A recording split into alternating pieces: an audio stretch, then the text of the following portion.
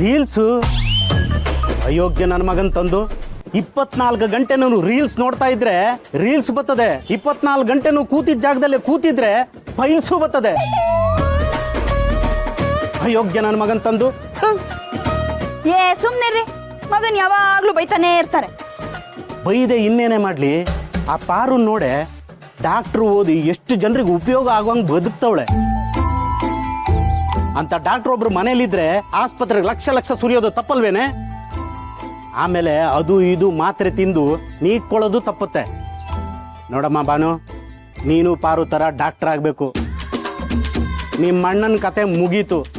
ಅವನು reels piles ನೋಡಿಕೊಂಡು ಹಾಳಾಗೋಗೋದೆ. ಅಪ್ಪಯ್ಯ ಹಿಂಗ್ ಮಾಡಿದ್ರೆ ಹೆಂಗೆ? ನಮ್ಮ ಅಪ್ಪನೇ ಡಾಕ್ಟರ್ ಓದ್ತಾರ? ಅದೆಲ್ಲ ಸುಮ್ಕಿರು. ಅಪ್ಪಯ್ಯ, ಅಣ್ಣಂಗೆ ಡಾಕ್ಟರ್ ಓದಿರೋ ಹುಡುಗಿನೇ ಮದ್ವೆ ಮಾಡಿದ್ರೆ ಮನೇಲೇ ಡಾಕ್ಟರ್ ಇರ್ತಾಳ? ಏನೇ ಆದ್ರೂ ಅದಕ್ಕೇನೆ ನೋಡ್ಕೋತಾಳ?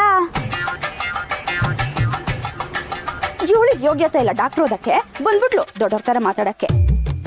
ಇವ್ರು ಬೇರೆ ನನ್ನ ಮಗಳು ಡಾಕ್ಟರ್ ಓದ್ತಾಳೆ ಅಂತ. ನೋಡ್ರಿ, ನನ್ನ ಮಗನಿಗೆ ಯಾವ ಡಾಕ್ಟ್ರು ಬೇಡ. ನೋಡ್ರಿ, ನೋಡಕ್ಕೆ ಹೆಂಗವನೆ ಅಂತವಾ.